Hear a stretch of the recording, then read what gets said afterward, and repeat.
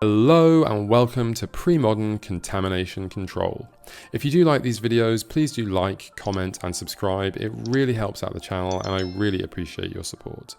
So this deck works around the combination of these two cards which make a brutal lock. Contamination makes lands tap for black mana instead of their normal type and amount, meaning that if our opponent is playing cards that require other types of mana, they just won't be able to play them. However, it does have a very harsh drawback where you have to sacrifice it or sacrifice a creature during your upkeep. And that is where Nether Spirit comes in, because if it's the only creature in our graveyard, we can return it to play during our upkeep and then immediately sacrifice it to the contamination, keeping it around forever and locking our opponents out of the game. We have some pseudo tutors and tutors to help us find the pieces we need. Diabolic Intent is particularly good with Nether Spirit, as is Skeletal Scrying, which can remove any extra copies that may get into our graveyard, allowing one of them to return. And we can speed the combo up by discarding a Nether Spirit to Zombie Infestation, or we can pitch extra copies to cast these pseudo free spells, which have an alternate casting cost to remove a black card in our hand from the game. Really helps to speed the tempo up, and they are just great in the deck. The deck also plays Reanimate, which is incredible for returning any extra copies of Nether Spirit that may get stuck in the yard, or with all of our removal that we have in the deck to return something huge from our opponent's graveyard and kill them with it. The deck runs a lot of discard and this absolutely tears our opponent's hands to shreds. I love these cards, they're incredible. No different in this deck, except this deck is also playing Unmask for some extra discard action. We're also playing a lot of removal. Innocent Blood is the one of choice as it's the most efficient and it kills everything.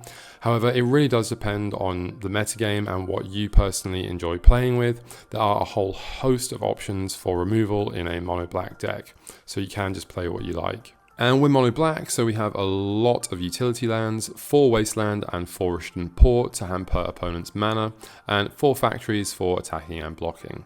We're also playing snow-covered basics, and the reason why is because Tainted Pact looks at the name of a card, and snow-covered basics are essentially identical to regular basics, they just have a different name, so it does help when using Tainted Pact. And sideboards will definitely contain typical black cards like Dystopia and Engineered Plague, as well as something for against graveyards and artifacts, and you will want some extra removal for certain matchups like Stiflenaught. And generally speaking, we're looking for hands that can disrupt our opponent's hand while getting an early lockdown, especially hands with Nether Spirit, as this deck functions much better with it than without it. Again, when playing it, we're essentially looking to just disrupt our opponent while we can until we can lock them out with Contamination and Nether Spirit. Although sometimes we do need to just remove all their creatures and chip in for damage with our man lands and Spirit. It really does depend on the matchup. Some are very creature based and we need our removal there.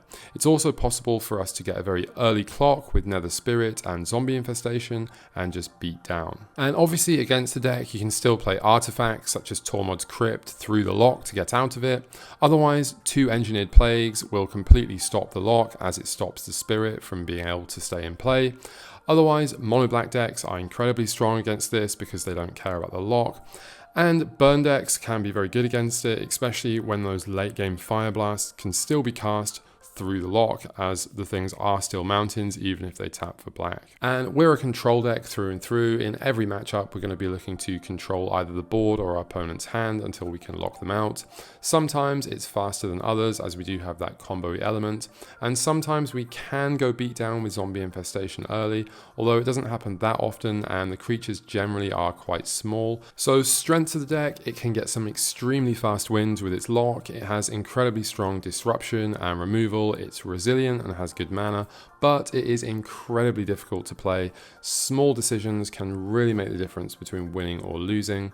As always, artifacts and enchantments are difficult for black decks to deal with, and if you draw the wrong half of your deck, for example, if you draw all your creature removal against Stasis or all your discard against goblins, it can be very difficult. And so here's an example list. As you can see, the newer ones do play 2 copies of Reanimate. This deck is still fairly new, so it may change over time, but I think it's a solid contender and it's here to stay. It's put up some incredible results and it is a really cool deck. So thank you for watching and see you next time.